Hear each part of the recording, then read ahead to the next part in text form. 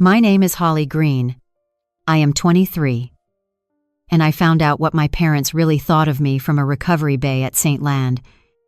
Luke's Boise Medical Center with a surgical drain still taped to my abdomen and a uterus that was no longer mine. 8 weeks earlier, I had given birth to my daughter, Hazel. Then a complication I did not know. I had a retained placental fragment that had been quietly infecting me since the delivery sent me into emergency surgery on a Wednesday night at 9 o'clock. I woke up in a recovery bay at midnight, with an IV in my left hand, a Foley catheter taped to my thigh, and a hysterectomy I would not fully understand until the next morning. My husband Lucas was on a helicopter pad in Prudhoe Bay, Alaska, 2 days from a Boise gate. Someone had to take care of my 8-week-old daughter that night. My parents lived 15 minutes from the hospital. My mother said no. She told my husband one sentence on speakerphone, and that sentence is the reason you are here. Your brother's anniversary trip is already paid for. We can't ruin it because of you. My younger brother Tyler was at a lakefront resort in Coeur d'Alene with his wife Brittany for their first wedding anniversary. My mother was at home in Meridian, Idaho, with a glass of Pinot Grigio and her laptop open to an online gambling site that I would not understand the existence of for another 7 days. What I did from that recovery bay in the next 6 minutes ended 8 years and $364,800. And that is not even the part that broke them. The part that broke them walked into the recovery bay 2 hours later. An 84-year-old woman in a Carhartt jacket and a flannel shirt. And she was holding my daughter Hazel against her chest like she had been holding her all night. Which it turned out she had. Welcome to Quiet Reckoning, the channel where dependable people finally close the account. If someone in your life has ever treated your steadiness as a renewable resource, this story is for you. Drop a comment and tell me where you are watching from. And tell me who actually showed up the night you could not show up for yourself. And be sure to subscribe. The part with my grandmother is the part you will remember. I want to tell you about the phone call because that is where it starts. I came up out of the anesthesia about 40 minutes earlier. The first thing I felt was the drain on my right side, taped tight against my ribs, and the catheter I had not had time to mentally prepare for. A nurse with a short gray pixie cut and the name Linnea on her badge was checking my blood pressure for the 4th time in 20 minutes. My abdomen felt like someone had reached inside it and rearranged everything they could find. Lucas was on speaker on the pillow beside my head, and his voice was doing that careful flat thing it does when he is scared and trying very hard not to sound scared. Holly, the neighbor said she can stay until 10. The agency couldn't send anyone tonight. I called your mom. I knew before he said it. She won't come. There was a pause. And behind the pause, I could hear what he wasn't saying, the deep diesel thrum of a Sikorsky S-92 winding up on the pad. A man in a hard hat shouting a takeoff number. The low whistle of Arctic wind under the helicopter blades. My husband was at least 8 hours from a runway in Anchorage and at least 16 from our front door in Boise. She said your brother's anniversary trip is already paid for. Lucas said, she said they can't ruin it because of you. My brother's anniversary trip. My 8-week-old daughter needed someone for the night. My mother had been told her daughter had just had a hysterectomy. She had been told her son-in-law was on an oil platform in the Beaufort Sea. And the answer was a paid-for room at a lakefront resort. I did not cry. I want you to understand that part because everyone expects the woman in the recovery bay to fall apart. And I did not. I looked at the IV taped to the back of my hand. I looked at the white ceiling tile with the water stain shaped like Idaho I had been staring at for the last hour. Then I reached over with my left hand and pulled my phone off the bedside table. I had a great deal to take care of. And I was very good at taking care of things. That had always been the problem. You should know who I was before that night because it explains why my family treated me the way a thermostat treats a room. I grew up in a single wide in Nampa, Idaho. The kind of trailer where the propane ran out the week before Christmas every winter of my childhood. My father Dean drove a delivery route for a regional bread company. My mother, Mary Ann, sold cosmetics out of our living room until I was 12 and then took a job at a credit card processing center in Boise. My younger brother, Tyler, was the planned one. The easy one. The one my mother had wanted from the beginning. I was the surprise. Born 3 years before they were ready. In a year when my father had been laid off for 14 months, I paid for community college at the College of Western Idaho by working third shift at a Walmart in Caldwell. I transferred on scholarship to Boise State and clawed my way into the civil engineering program. The first person in my entire bloodline to graduate from a 4-year university. By 29, I was a senior civil engineer at a regional design firm. The person they put on the team when a public works project had to clear federal review without rework. I read soil reports and load calculations for a living. Concrete does not have favorites, and it does not lie to your face. Which is more than I could say for some people. Lucas and I married at 27 and decided to wait on kids. Partly because we wanted to, and partly because there was always something the family needed first. We lived below our means in a quiet way nobody noticed. 2 incomes. 1 used Outback. No debt. That is the only reason what I'm about to tell you was even possible.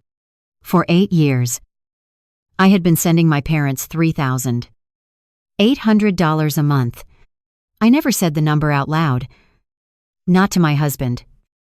Not to anyone. Not to a soul. I told myself it was for my father's hip surgery and his Parkinson's medication, plus the gap between Social Security and what the propane and the property tax ran on the small ranch house they had bought in Meridian in 2018. I told myself I was the only one in the family steady enough to carry it. And being the steady one had become its own kind of identity. I am telling you this now so you understand. I was not naive. I was responsible to the point of self-erasure. There is a difference. And in that recovery bay, with a drain in my side, and my mother's voice still echoing through my husband's phone speaker from a slot machine I could not yet hear, I finally learned what the difference was. The first thing I did was not revenge. The first thing I did was solve the actual problem because that is what I do. With my left thumb, I pulled up the number for an overnight infant care agency Lucas and I had vetted before Hazel was born and never used. A woman named Rhonda answered on the second ring. I told her my name, my situation, and my address in 7 sentences. Calm as a Wednesday. I need a night caregiver for an 8-week-old girl. The mother is in surgical recovery. The father is on an oil rig in Alaska. The neighbor can stay until 10 p.m. I need somebody to relieve her by 10. House is unlocked. Code 3248. Bottles in the warmer. Rhonda checked her board. She told me she had 1 nurse on call in the Boise area tonight. A woman named Magnolia Pace, who had run a NICU step-down unit in Twin Falls for 22 years before semi-retiring. Magnolia could be at my house in 40 minutes. I authorized the charge $720 for the first overnight and asked Rhonda to text me when Magnolia arrived. Rhonda paused. Mrs. Green. Hold on. Magnolia just texted me. She says she is already there. I asked her what that meant. Rhonda said, she says your grandmother let her in at 7:30. She has been with the baby since. I did not understand. I asked Rhonda to repeat it. Rhonda repeated it. My grandmother. At 7:30, 3.5 hours before I had even called Rhonda, I locked the phone screen and lay there in the dim-curtained bay, listening to the monitor count my heartbeats. And I tried to make the timeline work. At 7:30, I had still been in pre-op. At 7:30, I had not yet been put under. At 7:30, Lucas had been on a satellite call from the rig trying to find a flight.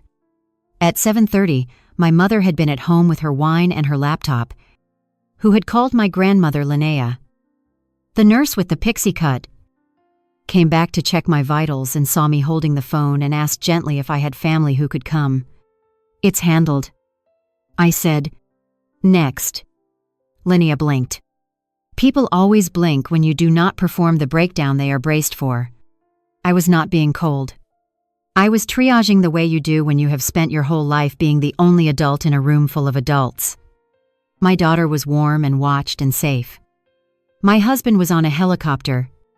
My drain would heal. The infection had been caught. There was exactly one item left on the list that night. One I had carried for 8 years and never once allowed myself to touch. And now my left hand was free, and my mind was very clear. I opened my banking app. The login screen glowed in the dim bay like a small, cold moon. Inside the app, on the third screen down, there is a section called Recurring Transfers. And I had 4 of them. I knew them by heart the way you know a scar. The first was labeled Dad Medical, $1. Wu Bei. The second said, Mom Household, $1. Lambe. The third said, Home Mortgage Help, $700.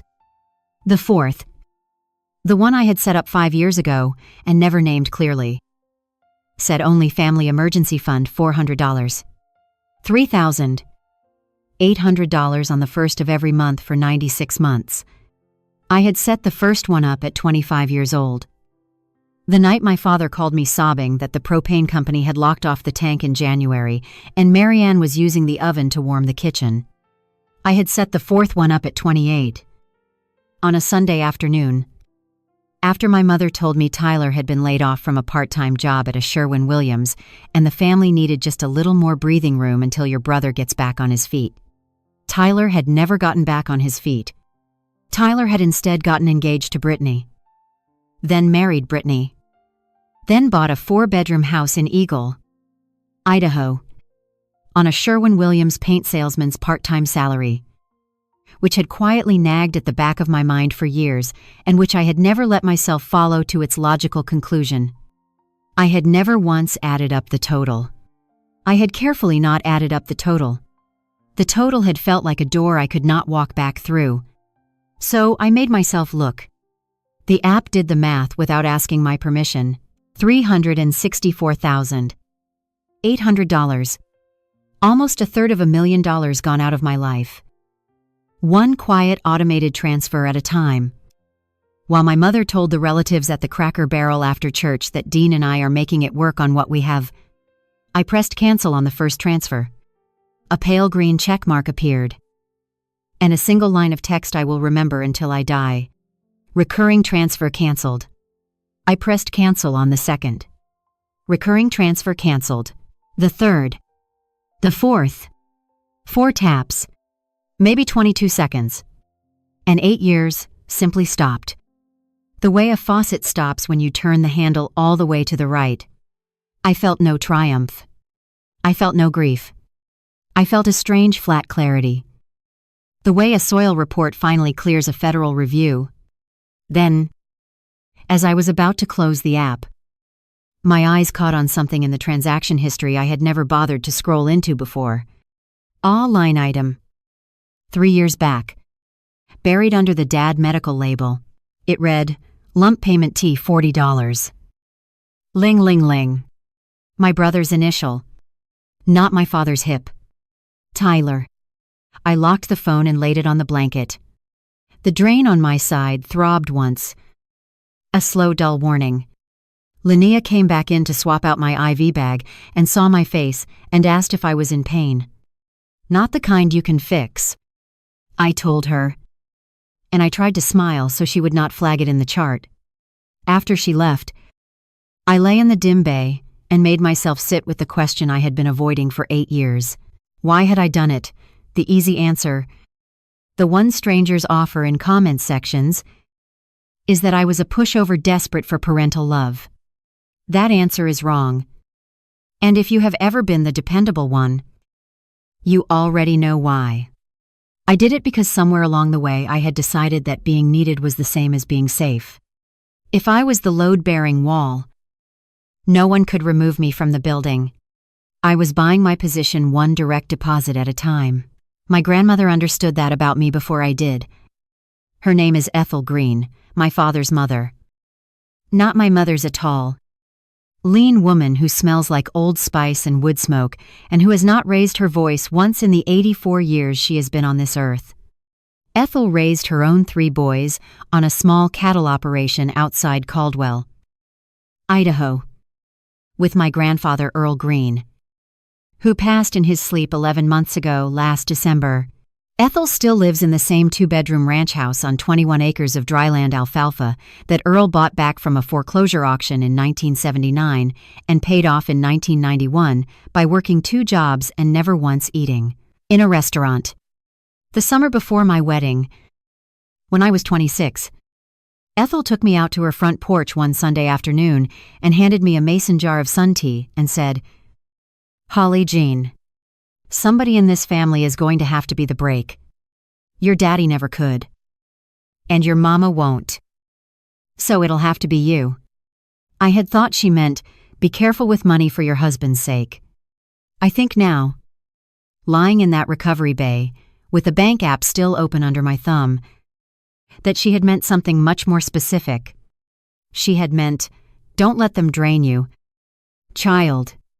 Earl, my grandfather, had passed in December of last year. He had gone in his sleep on a Sunday morning. His hand on Ethel's hip, the way it had been for 59 years. Ethel had called me herself at 6 a.m. Her voice steady. "Holly Jean, Earl is gone. The funeral home is on the way. Don't drive over until daylight." That had been Ethel's whole way of moving through the world. Make the calls. Don't drive in the dark. I had been 5 months pregnant and exhausted and behind on a bridge feasibility report at work. And I had not asked Ethel what Earl had left her or how she was managing. I had assumed my parents had handled it the way I had assumed my money was buying my father's Parkinson's medication. I had spent a lifetime assuming the best about people who had never once earned that assumption. And I had called that assumption family. Lying in that recovery bay with my daughter 20 miles away in someone's arms. I finally understood that I had been funding a story about my family. Not the actual family. The actual family had chosen an anniversary trip. Lucas called back from the helicopter pad in Prudhoe Bay an hour later. On the satellite line. And this time he told me everything my mother had said. Word for word. Because he knew I would want it word for word. He had called her at 8:57 p.m. He had explained that I was on the table. That the bleeding had been severe enough that the surgical team had moved to a hysterectomy mid-procedure. And that the neighbor could only stay until 10. He had asked her to please drive the 15 minutes from Meridian to our house in Boise and stay until he could get home Friday morning. My mother had sighed her long theatrical sigh. The one she has used since 1990 to signal, you have asked her for too much. Lucas. Honey. Your brother-in-law has been planning this anniversary trip for 10 months. Tyler and Brittany are at the Coeur d'Alene Resort. It's their first anniversary. We are watching the dog. We promised. We can't ruin it because Holly always lands on her feet. And then she had said the line. The one Lucas repeated to me through the satellite phone in a voice so careful I could hear the muscles in his jaw locking. Your brother-in-law never has these emergencies. As if the retained placental fragment that had been festering inside me for 8 weeks had checked my family rank first. As if my daughter's first night without her mother were negotiable because Tyler and Brittany had prepaid for a Friday night couples massage. Holly. Lucas said softly into the satellite phone. I am so sorry. I am so sorry I'm not there. It's not on you. I said, come home safely. The baby is handled. Apparently. I hung up. I lay there in the dim curtained bay trying to work out who had called my grandmother. It had not been my mother. My mother had spent that hour at her laptop. It had not been my father. My father did not pick up his phone after 8 p.m.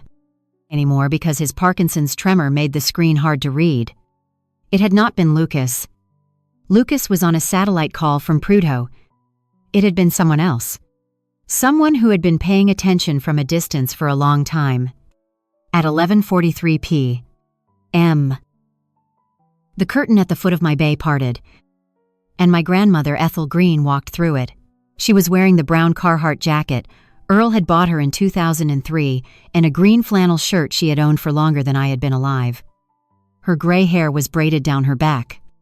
There was a leather portfolio under her left arm and against her right shoulder. Asleep. With one fist against her cheek and the other hand spread flat against the soft yellow blanket Earl had picked out from a Caldwell quilt shop the week before he died, was my daughter Hazel. I do not have words for what I felt when I saw them. I have not found them yet. And it has been almost a year.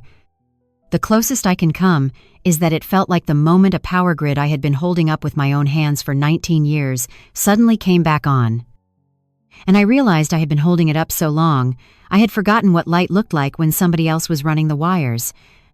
Hazel was warm. Hazel was breathing. Hazel had been somewhere safe all along. And the somewhere safe had not been me.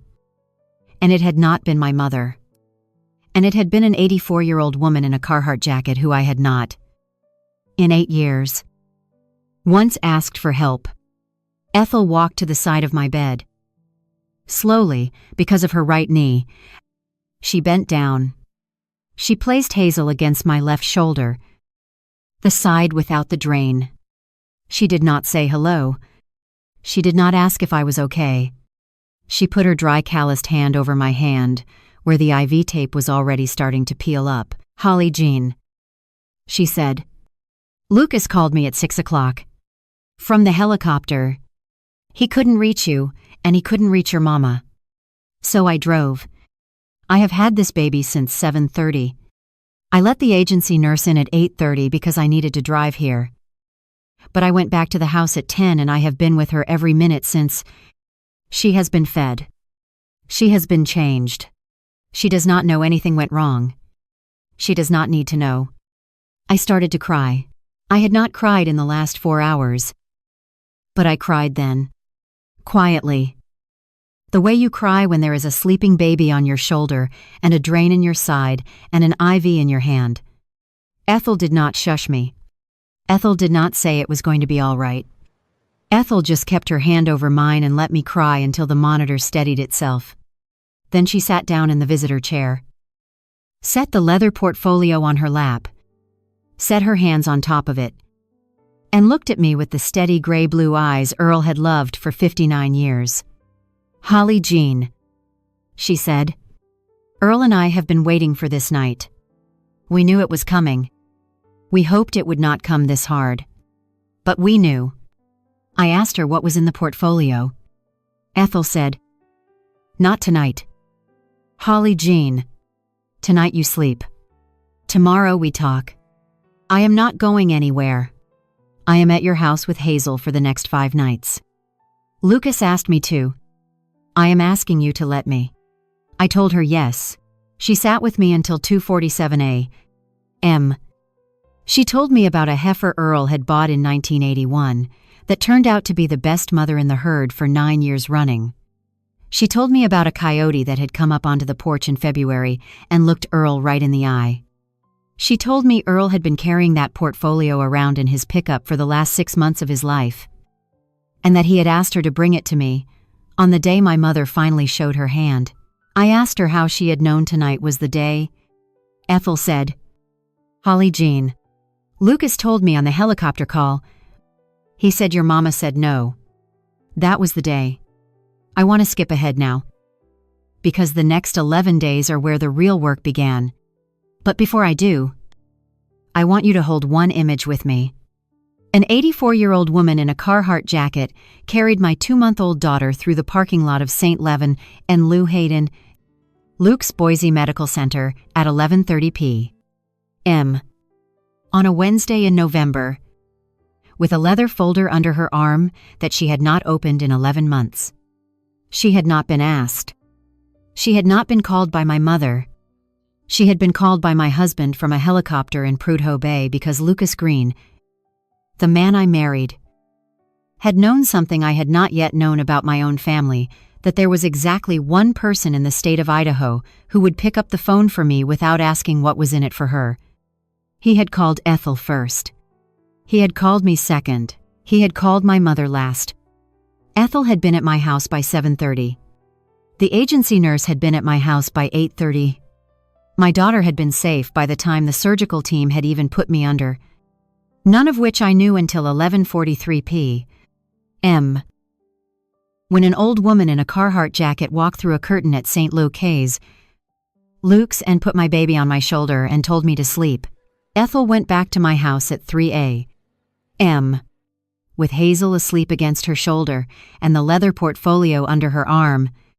She had agreed to leave the portfolio with Linnea at the nurse's station, and Linnea, who had seen many old women carry many folders into many recovery bays in her 26-year career, had simply said, "Yes, Mom," and put the portfolio in the locked cabinet behind the desk. I slept 4 hours, which was more than I had slept in any 24-hour period since Hazel had been born. I want to skip forward, because the next 11 days are where the real work happened. And most of it happened on a laptop on a hospital tray table for the first 2 days, and then on the couch in my own living room for the next 9. With a heating pad against my abdomen, and Hazel asleep in a boppy pillow against my left thigh, and my grandmother Ethel making chicken and dumplings in my kitchen, wearing a flannel apron she had brought from Caldwell. The morning after Ethel's visit, I asked Lucas's older sister Imani Kessler, who works as a paralegal at a wills and estates firm in Spokane, to drive the 6 hours down to Boise for the weekend. Imani arrived at my house Friday at 4 p.m. with an overnight bag, a French press, and a Brother label printer she had bought specifically for this trip from an Office Max on the way down. "You and I are going to do some bookkeeping," she told me. We did, while Magnolia, the agency caregiver, rocked Hazel on the porch swing in the watery November sun, and while Ethel sat at my kitchen table peeling potatoes for a stew, Imani and I logged into my bank, exported 96 months of statements, and dropped them into a pivot table. This is what I do for a regional engineering firm. I can certainly do it for my own life. I sorted the $364,800 by where it had actually landed. I filtered by date, pay, withdrawal location, and category code. I cross-referenced every transfer with the corresponding withdrawal on my parents' joint checking account, which I had access to as an authorized signer, a status my mother had added me to in 2018 when she had needed help disputing a fraudulent charge at a gas station in Mountain Home and had simply forgotten to remove me afterward. The picture that assembled itself, cell by cell, was not the picture my mother had painted at the Cracker Barrel after Sunday service for the last 8 years. My father's documented medical expenses, his hip surgery in 2019, his Parkinson's medication, his cardiologist, copays. His physical therapy came to about $22,000 across the whole 8 years. The propane bills on the Meridian house came to about $8,000 at a $8,000. The property taxes came to about $5,000. So where had the other $330,000 gone? I filtered by withdrawal location and date. And a cluster lit up on the map like a rash. But it was not a single cluster this time. It was 3. The first cluster was online payments. Hundreds of them. Small. Dignified amounts: $35, $60, $120 to a sequence of merchant codes Imani recognized immediately. Online sweepstakes casinos, daily draw sites, sweepstakes coin platforms, the kind of legal but barely gambling sites that have flooded Idaho since the state's vague position on social gaming in 2021. Imani highlighted the rows in yellow on her screen.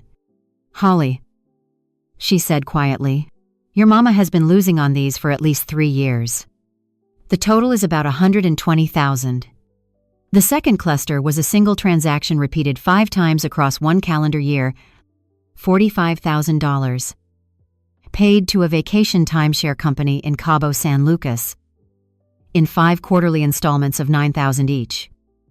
In 2021, My mother had told me that year that the money was for Dad's neurology consultation in Salt Lake. My father had not been to Salt Lake in 2021. My father had never been outside the state of Idaho, except for 2 trips to Spokane to visit Imani's parents before they passed. The third cluster, the one that hurt the worst, was a series of large transfers to my brother Tyler. "Hold on," Imani said, scrolling. "There is a lump payment here in June of last year. $82,000. It was filed under your mother's category for property tax adjustment. Holly, property tax in Meridian on a single-family ranch does not come anywhere near $82,000. I knew what $82,000 was.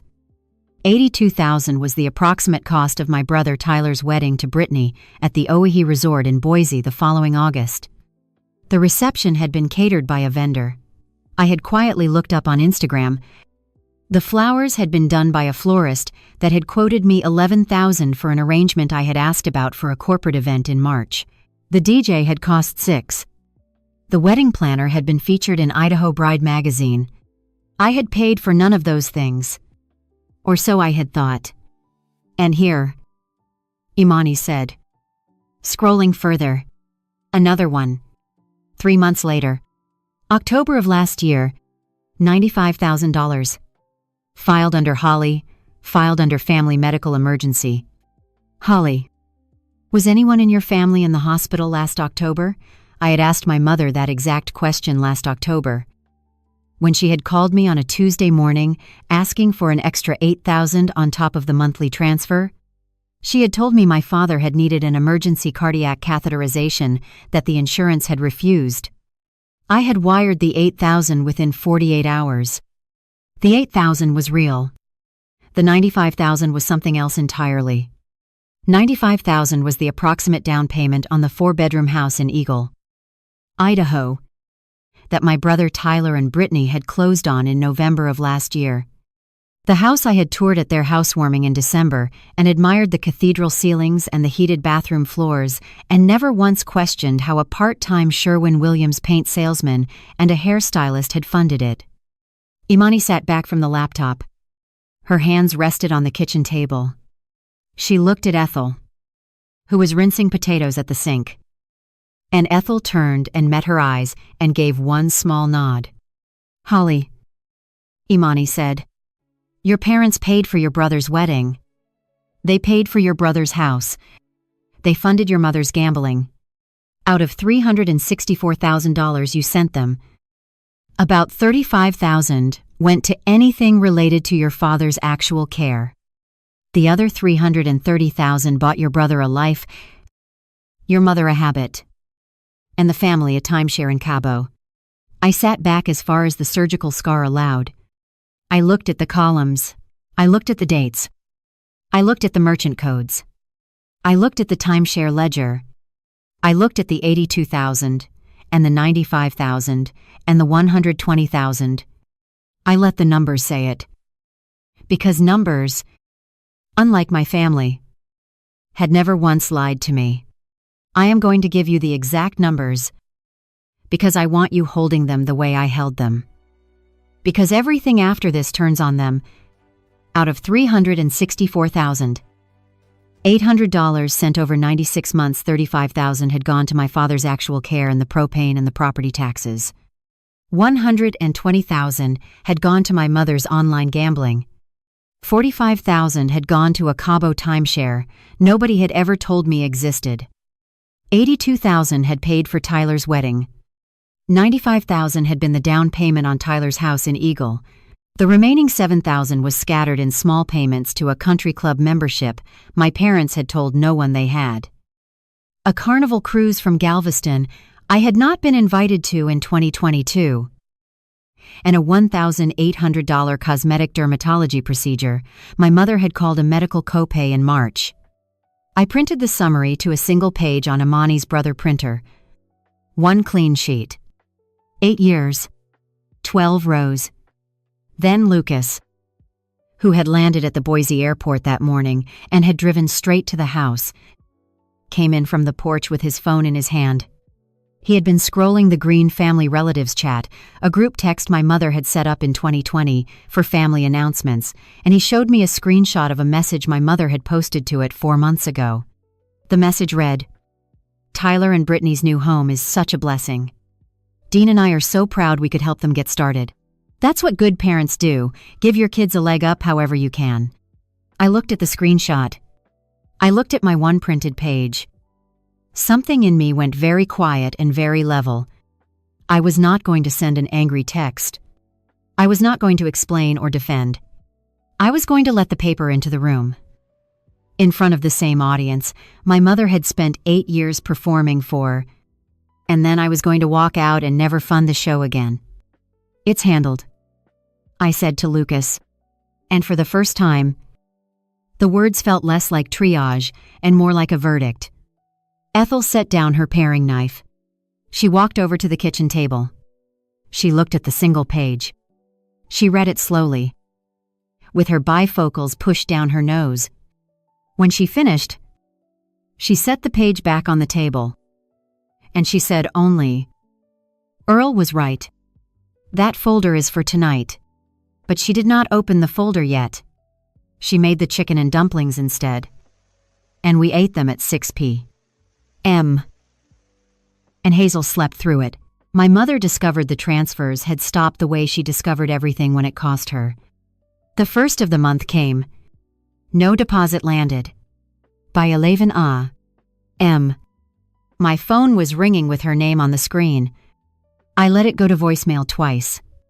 The third time I answered because avoidance was the old me, and the new me had a surgical drain and a spreadsheet. Her voice came through warm as a Sunday cobbler. The voice she uses on relatives and waiters. "Holly Jean. Sweet girl. Are you okay? Your daddy and I have been worried sick about you, and that precious baby." Worried sick. The woman who had chosen Tyler's anniversary. I told her I was recovering. The drain had come out on Tuesday. The pathology had been clean. Lucas had been home for 9 days. Hazel was nursing and gaining. "Well, that is such a blessing," my mother said. There was a pause while she repositioned. "I noticed the deposit did not come through this morning. I just wanted to let you know in case there was some kind of mix-up with the bank. I know you have so much going on, honey, with the baby and the recovery." I told her it was not a mix-up. Silence. Then the guilt. "Right on schedule. Holly Jean. After everything your daddy and I did for you. After we sent you to school. After we drove you to every band concert. After the year your daddy worked 2 jobs to keep the lights on. We have given you everything we had. And now your daddy is sick and you are choosing this moment." I let her run. She circled back, the way she always did, to the one weapon that had never failed her. And she said it again. Softer this time. Almost wounded. As if I were the one being unreasonable. "Holly, your brother never has these emergencies." And there it was, the third time I had heard that sentence in 11 days. Except this time I did not flinch. And I did not explain. I simply said, "I know, Mama," and let those 3 words mean something she had not intended. Tyler never had emergencies because Tyler had me. And now, Tyler had a 4-bedroom house in Eagle that the mortgage on, I suspected, my parents had also been quietly helping with for the last 12 months. I told my mother I had to nurse the baby. And I hung up while she was still talking, which I had never once done in 33 years. When the mother fails, she sends the aunt. That afternoon, Aunt Diane texted me directly. Aunt Diane is my mother's older sister, 64. Lives in a brick rambler in Spokane Valley with her husband Phil and 2 Yorkies named Biscuit and Gravy. Diane had texted me maybe 9 times in my adult life. 4 of those times had been to ask if I could contribute to a fundraiser at her Methodist church. Her message was a paragraph of borrowed outrage. "Holly, I am beside myself. I just got off the phone with your mother. Your daddy is sick, and your mama is barely getting by. And you have decided to punish them over one phone call. Your grandfather Earl would be so disappointed in you. Family takes care of family. You need to do the right thing here. I read it twice. The line about my grandfather almost got me. Because Earl was the one person in that family I had never wanted to disappoint. Then I remembered Earl's actual words to me at the cattle pen the spring before he died. When I had been 7 months pregnant and helping him sort yearlings, and he had leaned on the gate and said, "Holly Jean, whatever your daddy and your mama tell you about that money you remember, it goes to your brother. Most of it. You remember." I had not understood then. I understood now. Diane had it exactly backwards. So I did not write a paragraph back. I did not defend myself. I did not cry or apologize. I attached the single-page Imani, and I had printed at the kitchen table. And I typed one sentence beneath it. Aunt Diane here is where the money my mother says she gets by on actually went. The Tyler line items are the ones you want to ask her about. Also, the timeshare in Cabo, none of us were told about. I put the phone down. I changed Hazel's diaper one-handed on the couch, with Lucas holding her legs steady. The phone buzzed once. The little ellipsis of Diane typing. Then it stopped. Then nothing. No reply came. Not that hour. Not that day. I imagined Diane sitting in her Spokane Valley Rambler, reading 12 rows of numbers she could not argue with. Because that is the thing about a spreadsheet. You can call a person dramatic. You cannot call a column of withdrawals dramatic. It simply sits there being true. I had spent my whole adult life managing my mother's feelings, and Aunt Diane's feelings, and Tyler's silences, and my father's quiet submissions. It had never once occurred to me that the kindest, our hardest thing I could do was hand them a fact and let them sit with it alone. I want to stop here for a moment. Because if you have made it this far, you may be the person I am about to describe. I spent 8 years believing I was paying for my father's Parkinson's medication. And I was actually paying for my brother's down payment, and my mother's gambling, and a timeshare in Cabo. I had never set foot in. If you have ever wired money on faith, pull one statement tonight. Just one. Cross-reference it with what the recipient told you it was for. Read it like it does not belong to you. If this is hitting close to home. Subscribe because the next part is where my grandmother opens the folder my grandfather Earl spent the last year of his life preparing. And what was in it broke something open in my family that no amount of chicken and dumplings could put back together. My mother is many things. But she is never out of moves. When the warmth failed, and the aunt failed, she reached for the one stage she controlled completely. She called a family dinner.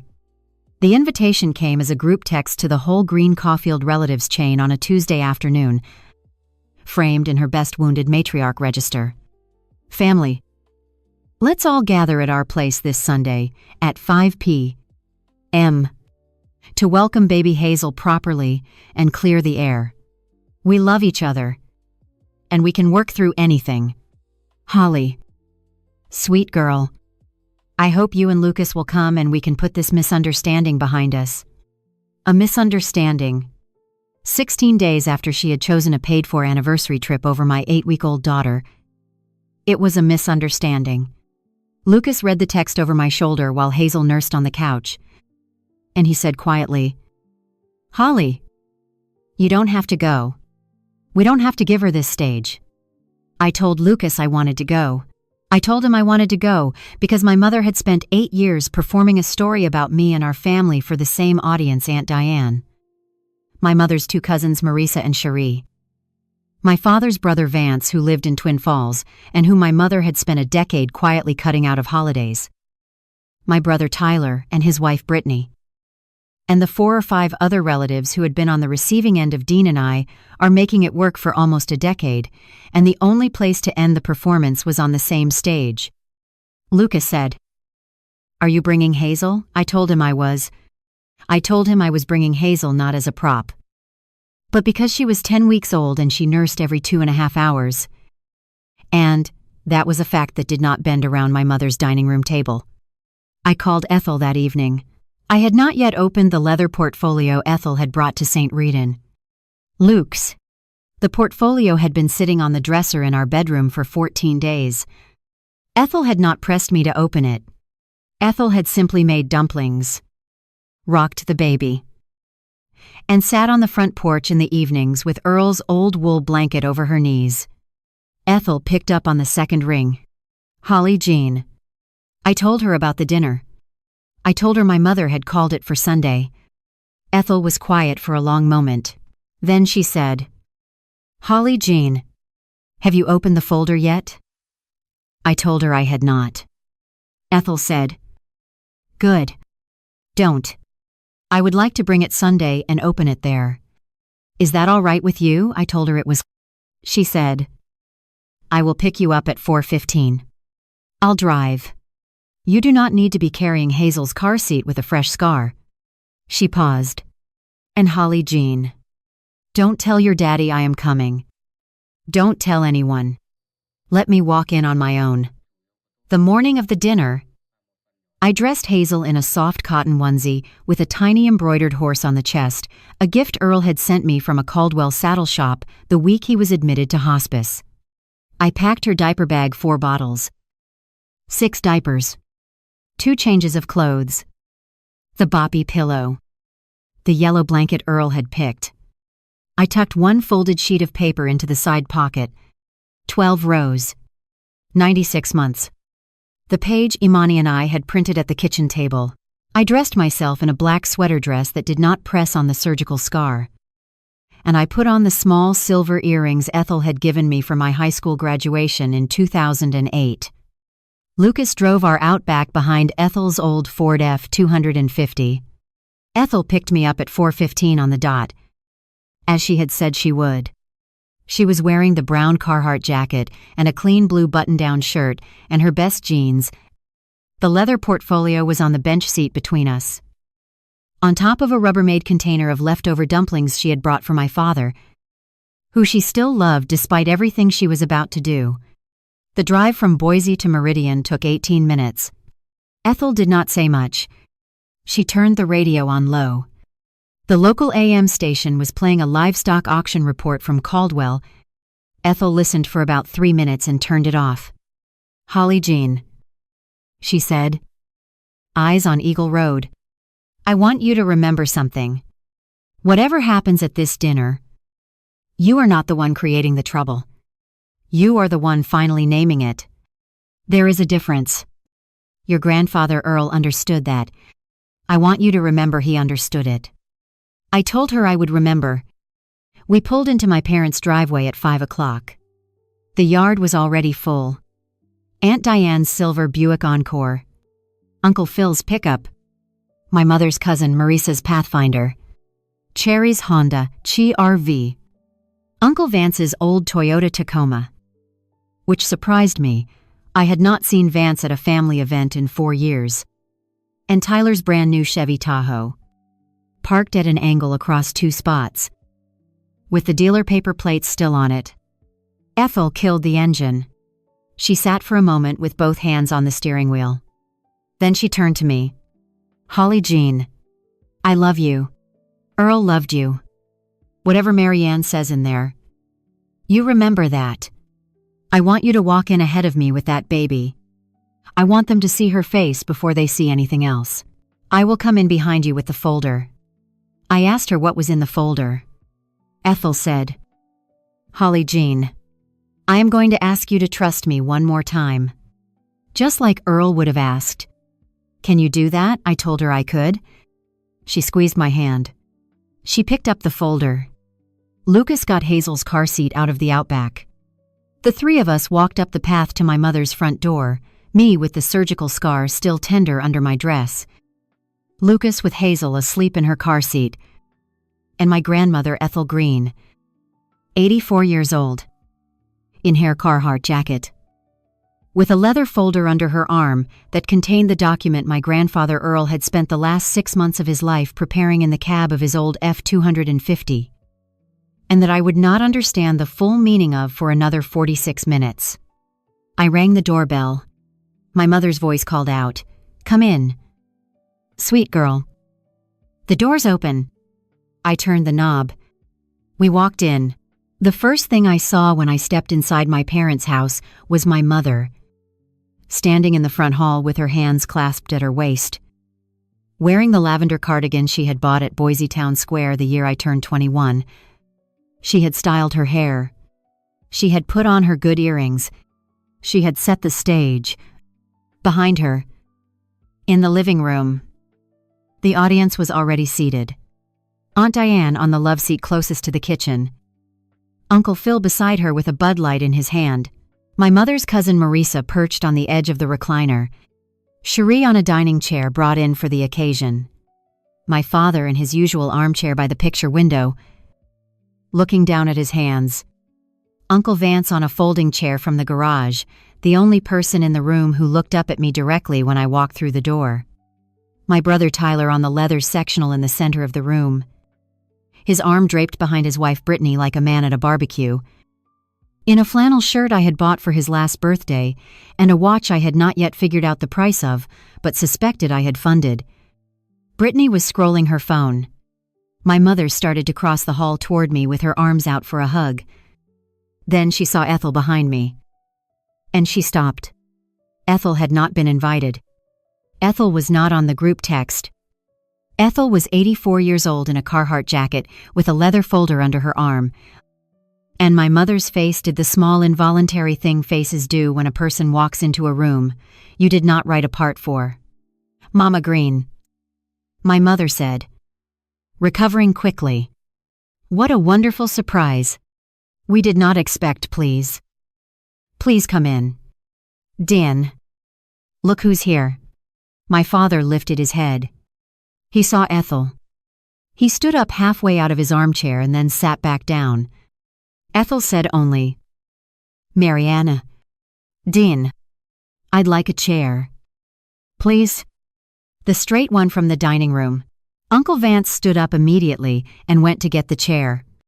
Vance brought it back and placed it 3 feet from the coffee table, in the open arc of the living room, facing the love seat. Ethel sat down. She set the folder on her lap. She hooked her purse on the chair back. She folded her hands on top of the folder. She did not say another word. Lucas carried Hazel's car seat across the room and set it gently on the carpet beside my chair. Hazel was still asleep. The horse on her onesie was rising and falling with her small breath. I sat down on the upholstered chair my mother had pulled close to the coffee table. I left my coat on. I kept the diaper bag at my feet. My mother sat down on the love seat next to Aunt Diane. She took Diane's hand. Diane did not take hers back, which I noticed, and my mother did not.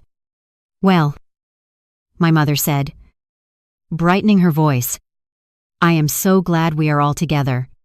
This has been such a hard month for our family. There has been a lot of hurt feelings on both sides. And I just want us to be able to sit down like grown-ups and clear the air." She looked at me. "Holly Jean. Sweet girl. I want you to know your daddy, and I love you very much. We have always loved you. And we love that beautiful baby. And whatever happened with the surgery, whatever was said between you and Lucas and me, I am sure there is an explanation. And I want us to be a family again." She paused. The way an experienced speaker pauses to let her audience supply the next emotion, Marisa made a small, sympathetic sound. Phil shifted in his seat. Diane looked at her shoes. My father did not move.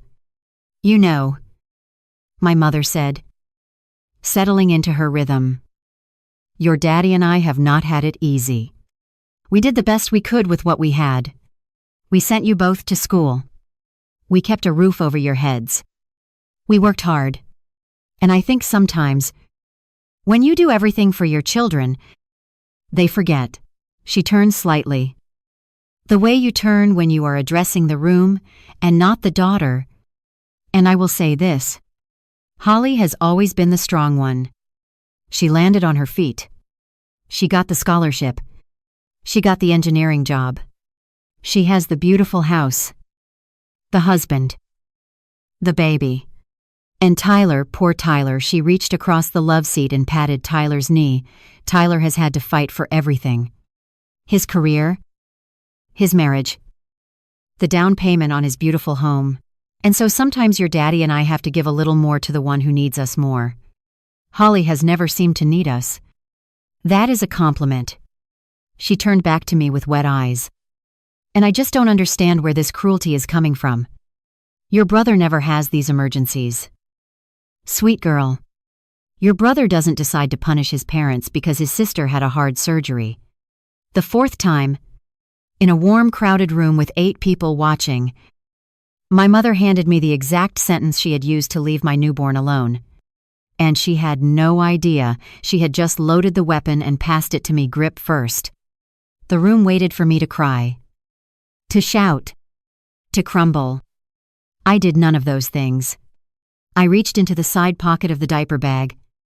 Underneath the soft yellow blanket Earl had picked from the Caldwell quilt shop, and I took out one folded sheet of paper. I did not stand up and make a speech. The surgical scar across my abdomen would not have allowed it even if I had wanted to. I unfolded the page one-handed and smoothed it flat against my thigh. I set it on the coffee table in the center of the room, where the late November light from my mother's picture window fell across it.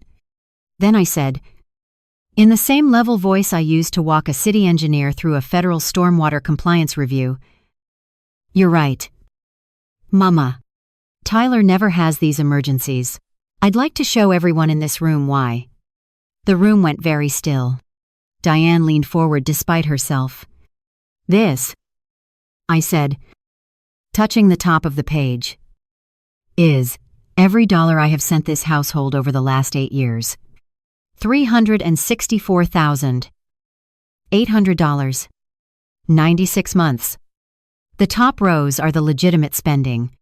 $22,000 for Daddy's hip surgery, his Parkinson's medication, his cardiologist copay, $8,000 for the propane, $5,000 for the property tax on this house. About $35,000 total. Real medicine. Real bills. Real things I was proud to help with. I let that sit one beat. The rest," I said, "is the part Mama tells everyone she gets by on." I touched the page lightly. Not for drama. Just to guide their eyes. $120,000 on online sweepstakes, casinos over 3 years. Daily draws. Social coin platforms. The kind of thing Idaho hasn't fully outlawed yet. $45,000 on a timeshare in Cabo San Lucas. Paid in quarterly installments in 2021. That nobody in this room except Mama has ever set foot in. A small sound went around the room, an intake of breath. The sound of a story cracking. Aunt Diane made a noise I had never heard her make. Maurice's hand came up to her mouth. And $177,000. I said, "To my brother Tyler, $82,000 of it filed under property tax adjustment in June of last year. That was the cost of Tyler and Brittany's wedding at the Oahe Resort. $95,000 of it filed under family medical emergency in October. That was the down payment on the 4-bedroom house in Eagle." My brother's head came up very slowly. "That's where your house came from, Tyler," I said gently, "because none of this was his fault first. It came from me. It always came from me." Tyler's face did something I had never seen it do. The casual entitlement he had worn since he was 11 years old simply slid off, and underneath was a 29-year-old man in a flannel shirt I had bought him, with a watch I had paid for, in a house I had funded. With his hand on the back of his wife's neck, Brittany finally looked up from her phone. Brittany said, Tyler, is that true?" My mother's performance had nowhere to go. The tears she had summoned for sympathy were now just tears on a face caught in a full room, with no audience left to convert. Her hand was trembling on Diane's wrist. Diane had not yet pulled away. But Diane was not holding her back either. My mother opened her mouth to say something. I do not know what she was going to say. She got as far as, "That is twisted." "Holly, you have twisted all of those numbers. Your daddy and I have never."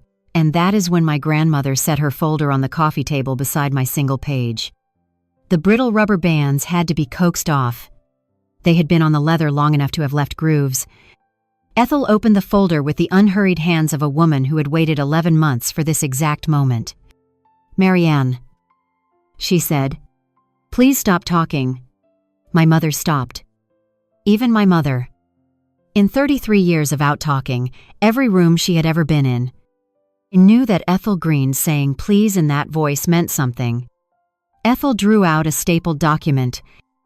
It was thick. It was official.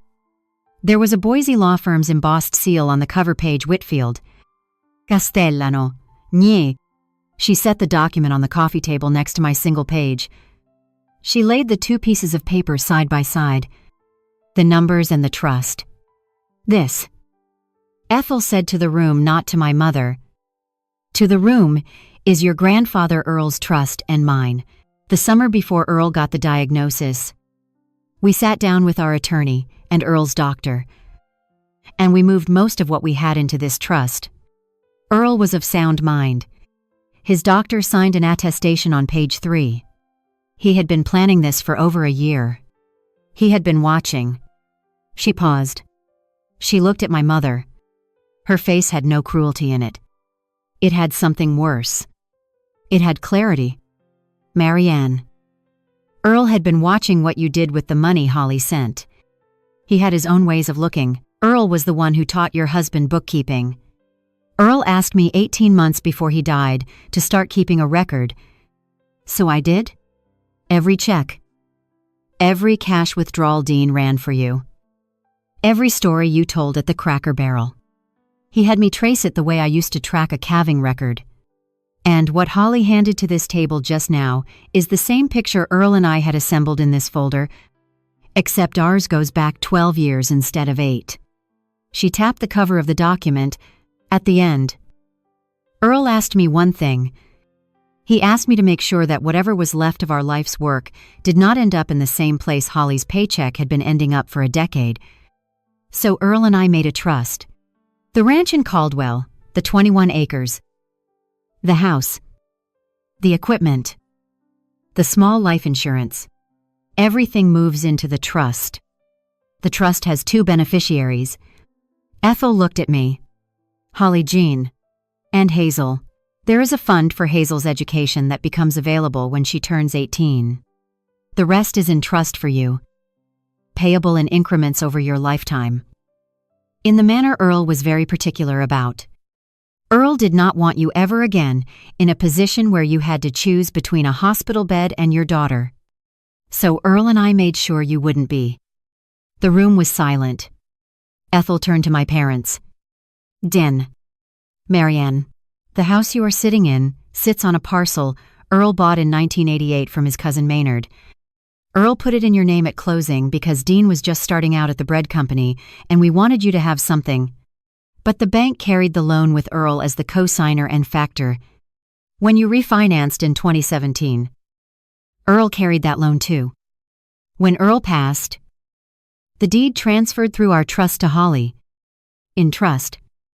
With a lifetime occupancy clause for the 2 of you. You can live here for the rest of your natural lives. You will not be put out. But you do not own this house. You have not owned this house since June of last year. You have been living in your daughter's house. The same daughter you would not drive 15 minutes to help on Wednesday. My mother's face did a thing I had never seen it do. The wounded matriarch mask simply fell off. And underneath was raw panic because the kingdom she ruled, the story she had told for 30 years at the Cracker Barrel and at Methodist Bible Study and to Aunt Diane in Spokane Valley, had just been handed in a stapled document with 2 signatures to the daughter she had left in a recovery bay. The room did not look at me. The room looked at her. What happened next is the part people always hope will be an apology. And it never is. And I want you braced for that the way I wish I had been. My mother did not say she was sorry. She cycled through everything else first. She wept loud and sudden. Mama Green. You cannot do this. Earl would not have done this. You manipulated him. He was sick at the end.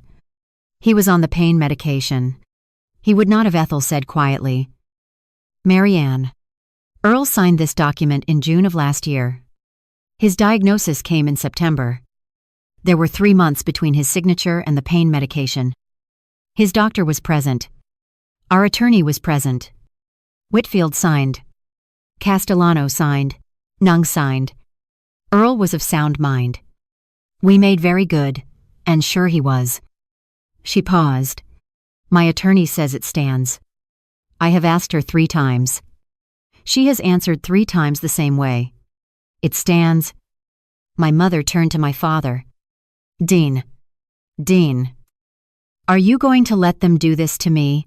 This was your mother. This was your son's wedding, Tyler's house. My father lifted his head. For one moment. In the same moment I had glimpsed 2 days earlier on a phone call, I have not yet told you about the call when he had picked up the line at 6 a.m. on a Saturday and asked if Hazel was warm and my mother had taken the phone away. My father looked at me. And his mouth opened. Holly is right. Mariana. He said. Barely a whisper. His voice was thin from the Parkinson's. But it was clear. The gambling. You know it has been. I have known. I have known. And the Cabo. Mama Green is right about the Cabo. 2. I never went. My mother's head snapped toward him. The look she gave him was 41 years old. And it was the look that had ended every argument they had ever had since 1984. My father stopped. He looked back down at his hands. The tremor in his right hand started up the way it did when he was tired. And that was my father's last word on the subject. I felt something in me. Let him go. Gently. For good. My mother. Abandoned, even by her usual silence. Turned to rage. You will regret this. Holly Jean. She hissed at me. The tears already drying because they had never been real. I will fight that trust. I will get a lawyer. I will tell every relative in this family what you and your grandmother did to us. You cannot just take a person's home. Ethel answered before I could. Mild as buttermilk. It was never your home. Marianne. It was Earl's.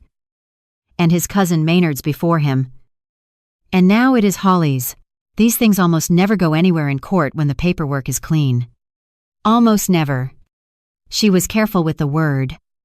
An honest woman. Even now.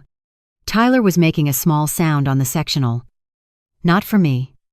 In the dawning horror of a 29-year-old man, realizing the well had a bottom, and that he had been standing on the person at the bottom of it for the last decade, Brittany was already pulling her hand back from Tyler's wrist. Brittany was already calculating. Brittany was already realizing the 4-bedroom house in Eagle she had been posting on her hairstylist, Instagram was, in every meaningful sense, my house, and that her husband had let her believe otherwise. Aunt Diane finally pulled her hand back from my mother's wrist. Diane looked at the page on the coffee table. Then she looked at me. Holly, Diane said, very quietly, I owe you an apology. I sent you a text last week that I will be retracting. To everyone. She looked at Phil. Phil. We are going home. Phil stood up immediately. Phil had not said one word in 46 minutes. Phil had been my mother's brother-in-law for 33 years. Phil had heard enough. Uncle Vance. In the corner, on the folding chair. I did something, then I will remember the rest of my life. Vance stood up. Vance walked across the room. Vance put one hand on Ethel's shoulder, the way one old rancher steadies another. Then Vance walked to the coffee table, picked up my single page, and held it briefly in front of my mother's face. Marianne. Vance said, you owe my brother an apology. You owe Holly an apology. You owe Earl an apology. You will not get the first one from me. You will not see me at Christmas. Vance set the page back on the table. Vance nodded at Lucas. Vance walked out the front door. I gathered my page. Ethel gathered the trust document. I had one thing left to do. And it was the easiest thing of all. I stood slowly. Because the surgical scar still did not allow for drama, even when the moment called for it. Lucas picked up Hazel's car seat. Hazel had slept through the entire 46 minutes. I reached into the small zipper pocket of my purse and took out the soft gray hospital identification band I had worn for 4 days at St. Tadde's. Luke's. I had not been able to throw it away when the nurse had cut it off my wrist on the morning of my discharge. I had carried it home in my purse. I had not known why. I looped that small gray band once around the handle of Hazel's car seat and let it rest there. A piece of proof I would see every time I carried my daughter. Not the bank app. Not the spreadsheet. Not the folder. That little band was the whole story. The night I had emergency surgery, and my mother chose a paid-for anniversary trip. My mother was still talking. Threats sliding into pleading now. Holly. Honey. Please. We can fix this. We are still family. Hazel is still my granddaughter. You are going to regret this when you are old. But her voice had stopped being able to reach me. The way a song stops when you finally leave the room, it has been playing in. I turned to Aunt Diane at the door. Thank you for reading the numbers. Aunt Diane, I know you will tell everyone the truth. It was not a threat. It was a fact. And she knew it. Diane nodded. Then I looked at my father one more time. He met my eyes. He gave me a very small nod. It said, I understand. I am sorry. I cannot leave her. It is too late for me. I gave him a very small nod back. It said, I know. It is all right. I am still leaving. Lucas opened the front door. Ethel walked out behind us with the folder. The 3 generations my mother least wanted, under one roof, Ethel, me. Hazel walked back out into the cold November evening. I pulled the door shut behind us with my good hand. Softly. Because slamming it would have meant I still wanted something from the people on the other side of it. I did not. The account was closed. Here is how it settled. Because I know you want to know. The trust held. My mother called 2 attorneys in December. Both told her the same thing. Whitfield. Castellano and Ing had built the document carefully. Earl had been competent. The witnesses were on file. The paperwork was clean. The threats quietly stopped.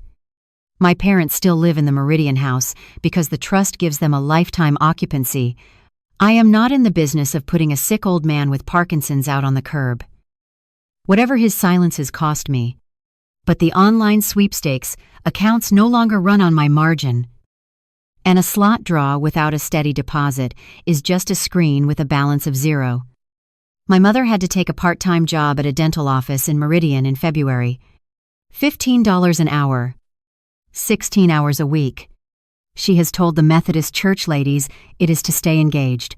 She has told no one it is because the sweepstakes coin platforms do not extend credit. Tyler and Brittany lost the Eagle house in April. The mortgage on it had been carried.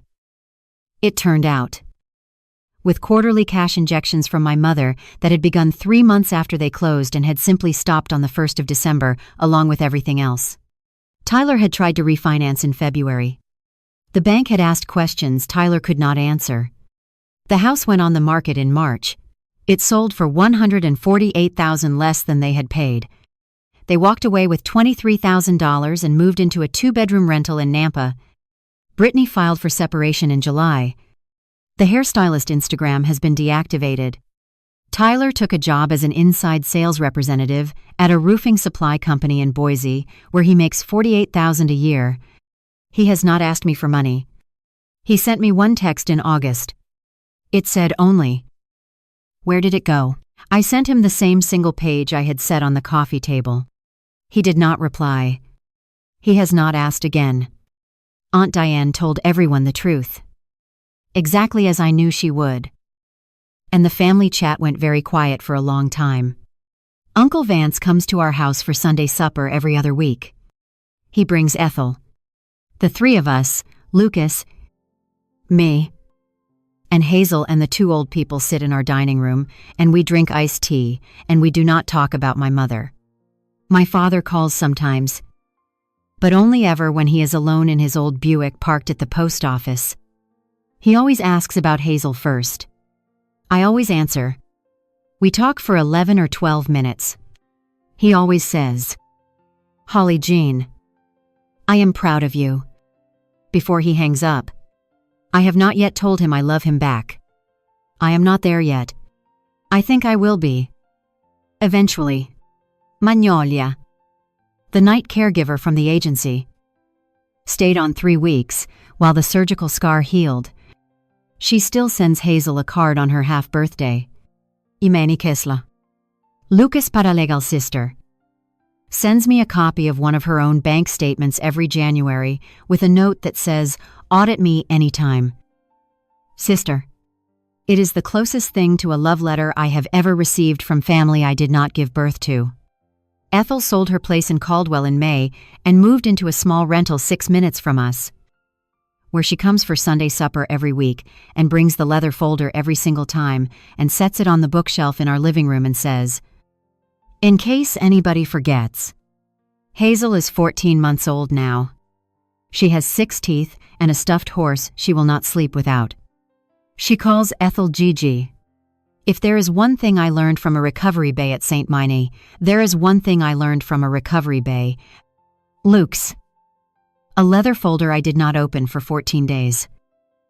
And 4 taps on a banking app at 11:06 on a Wednesday night in November.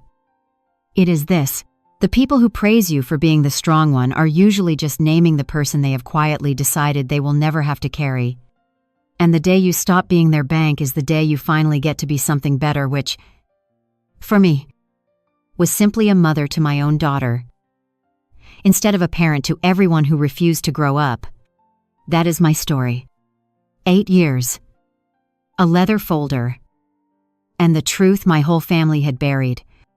If this reminded you to read one statement tonight, or to write down a number you have never wanted to add up, or to check who you would actually call from a hospital bed at 11:06 p.m. on a Wednesday in November, take that as your sign, and do it today. Do not wait for the surgery. Do not wait for a Wednesday night in November when the only person who picks up the phone is an 84-year-old woman in a Carhartt jacket who drives 28 miles through the dark with a folder under her arm, and your daughter in her own arms. Make the call now. While you are still well. While the people you love most are still in a room you can walk into. If you know someone always cast as the strong one, share this story with them. Tell them, the strong one is allowed to put the folder down. Drop a comment and tell me where you are watching from. And tell me the name of the person who would walk in holding your baby. I read every one. From a kitchen in Boise. With my daughter eating banana on a high chair tray and a grandmother coming for Sunday supper, I am Holly Green. And the only thing I ever needed, in the end, was the 84-year-old woman in a Carhartt jacket who drove through the dark with a folder under her arm and my daughter on her shoulder, and walked into a recovery bay, and put my baby in my arms, and said, "I have had her since 7:30. A structure does not fail in one dramatic second. It fails because small cracks are ignored, because weight is added where no support was built, because everyone keeps pretending the foundation can carry more than it was designed to hold. For years, I was that foundation. Every transfer, every emergency, every quiet sacrifice became another load placed on me, while the people above called it family. But even the strongest concrete has a limit. An engineer knows that the honest thing is not to praise a structure for standing while it is breaking. The honest thing is to inspect it. Name the damage. Remove the unsafe load. And rebuild, before collapse becomes inevitable. That is what I finally did with my life. I stopped letting love be measured by how much pressure I could survive. and started building a home where my daughter would learn that strength is not endless, carrying strength is knowing when something has become unsafe, and having the courage to change the design. Scriptwriter Nguyen Van Chien.